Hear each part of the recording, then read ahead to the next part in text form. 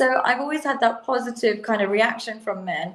And so because we both don't struggle with the opposite gender, we can't really see why they hate each other, because I haven't experienced that. So maybe we're biased. Maybe we've got such a positive view or a balanced view because we do get the upper end of it. But the reality is, if you don't have that, you can work on things that make you more desirable to the opposite sex. Instead of disliking the opposite sex, work on the traits that make you unlikable to them, and you can create that same But magnitude I too. am Right. I am a scientist first and foremost. Yeah. Psychology is what I study, and at the end of the day, remaining true to the studies and the research is what we aim to do in order to Yeah.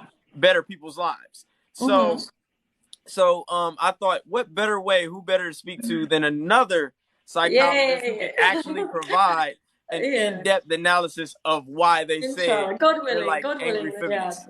Yeah, I'm like you. I think what happened when I first joined social media, I'd always been anti-feminist, and so when I first joined social media, I was talking a lot about how hoe phase is not it's not something appropriate for us psychologically. It's very damaging. I spoke a little bit about how being like men is not actually conducive, so on and so forth. And I was just thinking out loud, and I attracted all these followers, and I was really excited at first. I was like, I had all these male followers who was just like, thank you so much for speaking out loud and saying what we've been trying to say. And I was so proud to hold the pillar for men. I was like, oh yeah, I'm so happy to give you a voice.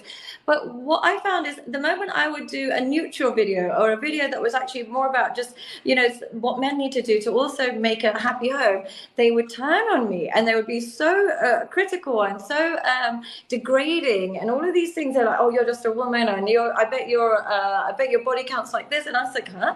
Where is this coming from? I didn't know that they had this side to them. And it was very reminiscent of the exact kind of comments I would get from the blue-haired lesbian, blue-haired feminist. Sorry, I meant to say feminist. Blue-haired feminist. And people always say, oh, the blue-haired feminists, nobody likes them, and they're just girls that can't get guys, and so they're so bitter. But I found the exact same traits in the red pill community. They were the men that had fake profiles, who clearly had been rejected so much by women that they built up a hatred towards them to minimize the pain that's received when we are rejected. And I just saw that so many similarities between them, that they're actually a perfect match for each other. If you take a feminist and you take a hardcore red pill man, they're actually a perfect match for each other, because they equally dislike the opposite gender, and it stems from a place of rejection. So I would say they're actually very, very compatible. And so that's where I started now getting really against the red pill kind of community. And when I went on Just Pearly Things, I had no intention to argue with her or anything. But what I found very difficult with that conversation is she was so adamant that to teach her to have conversations that had no purpose. So the conversation would be things like, oh, men can survive without women. If we were in a desert island and there was no survival, and there was no water, nothing, men would survive longer. And I just thought to myself, what am I gaining from listening to that? What is that doing for me? And it isn't doing anything constructive for me. I don't know how that would be constructive for men. So that's where the altercation started. Okay, I see, I understand. So Yeah. so with that being said, my understanding of that, because I have too said that, but I've said that in response to women who act like they're superior to men. So Right. when women approach, when their approach is, okay, we don't really need men are trash, men are just, they just say all these Negative. misandrous things. Mm. I'm like, well, everything you have was created by a man. It was innovated, it was designed, it was brought Yeah. forth by a man, the hands of a man. So Mm. how can you say that men are You, XYZ, yeah. and without men, you wouldn't have the things that you have? I think you should Mm. have a little bit more reverence for what it is that men have brought to this earth and what they've done to construct society. So a lot Mm. of times, I think with Just Pearly Things, it's not a knock against her. I don't watch her, but I Yeah. think it's just another one of those clout chasing things, to where she heard Yeah. certain things from certain guys and she just wants to emulate that and get clout off that, whereas Yeah. opposed to, you're actually trying to resolve the issues, this tension between men and women that we're currently experiencing in Western dating culture. Because as I've said, what it is now is women have been indoctrinated by feminist values and they perceive men as the enemy. And Mm. anytime you approach it from, this is an antagonistic perspective, or I see this individual as somebody who's they've oppressed me. They're out to make me feel inferior in ways that I don't appreciate, and that permeates in the relationship. It Yeah. ruins the foundation of the relationship. And a lot of times, even when I'm working with my clients, that's what I try to get them to understand and say, okay, well, what's the first thing? Do you perceive this man to be your enemy? Do you Yeah. take offense to everything he says? Because at the end of the day, relationships are going to have constructive criticism. You Mm. guys are going to have differences that are natural, that he might not be able to empathize with you. You might not be able to empathize with him on certain things. There's going to be an empathy gap. Yeah. And you have to accept those natural differences that are predicated on biological differences and seek to understand and intertwine that in a way that's healthy. So But that's what I try to the explain. differences are designed to fill in the gaps. That's why as men and women, when they come together, it's a beautiful synergy. Of course we fight, and of course we hate each other at times, but it's designed to create a whole human being.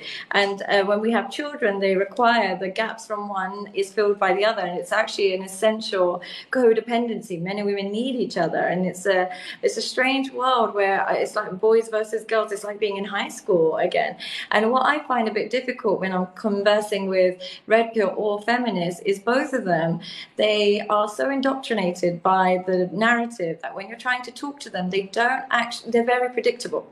So I can ask a red pill, I know exactly what he's going to say about marriage. He's going to say that it's a con and it leaves men broke and it's a scam. And if I speak to a feminist, I know she's going to say it's a part of the patriarchy, so men own women. And I don't, it's not interesting to me. If I'm going to listen to a red pill speaker and I can predict what you're going to say after every question, you no longer are combining your life experiences with what you're thinking. So you are no longer interesting. I can ask a red pill about what do you think about body count? And I know he's going to say, oh, she's a slut, and this, that, and the other. And I can talk to a feminist and I know she's going to say, my body, my choice. I can ask them about abortion. I know exactly what you're going to say. And that makes you lose everything that makes you unique and everything that makes you interesting. Whereas if you ask people like us, what do you think about this? We'll probably have a different take on each thing. We're not as predictable because we combine psychology, our own experiences, and what we believe. Whereas when you speak to red pill or feminists, very boring to talk to. Yep, I agree.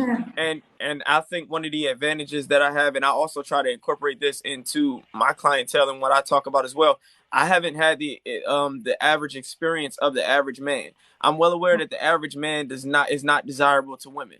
I've never really had that issue. I've always Yeah, been the guy. I've always been the popular guy without yeah, even trying to be. You know, it's yeah, just certain types of people that people gravitate towards. Like yeah, when I play basketball with my bros, or when I go to the gym, there's just so much respect for me. The way I yeah. talk to Crazy women to and me. vibe with women is Yeah, really easy. So I try to yeah, I let guys know that there's a balance that you can walk. There's a way to yeah, maintain masculine frame, and there's a way to still have certain levels of charisma and yeah. edge and be humorous and still show in essence an emotional side, not where as it turns off a woman, but to the point you shouldn't be scared to show a woman that you care. Yeah, You of shouldn't be course. scared. She shouldn't be questioning if you care. And I think that's a really important point. I think the reason why both of us are quite balanced is we haven't really faced rejection. Praise be to God, like not in a bragging way. I've never struggled with men. I've never struggled in any way, shape, or form, in a friendship way or in a romantic sense or in work sense or anything like that. Men have always been quite kind to me. And I've always kind of attracted male energy in my life, whether it's friends or whether even if I'm going to, I don't know, if my car gets stopped, I know within 2 seconds a man will come and help me. Or if if I'm struggling with luggage, I know in a minute somebody will come and help me. A man will come and help me. So I've always had that positive kind of reaction from men. And so because we both don't struggle with the opposite gender, we can't really see why they hate each other because I haven't experienced that. So maybe we're biased. Maybe we've got such a positive view or a balanced view because we do get the upper end of it. But the reality is, if you don't have that, you can work on things that make you more desirable to the Mm-hmm. opposite sex. Instead of disliking the opposite sex, work on the traits that make you unlikable to them and you can create that same magnetism. Right. Welcome to my course on masculinity. And in this course, not only will I be able to completely transform your understanding of women, but on a more personal level, you will enhance your self-esteem, self-respect, and your boundaries. The goal of this course is to take a man that has absolutely fantastic intentions, wants to find love, wants to commit, wants to have a good, healthy relationship, but is finding that he's constantly running into women who are narcissistic, who are disrespectful, who are disloyal. Now, if you are finding that continuously, then there must be something in your engagement with women that is causing this. What my course will do is look at where this problem comes from, how to resolve it, how to communicate effectively with men and women, and how to command respect. Most importantly, how to improve your self-respect. And throughout the course, you'll be given interactive sessions, but with course materials to help you channel and journal your learning. So if you are interested in becoming the most masculine version of yourself, join today.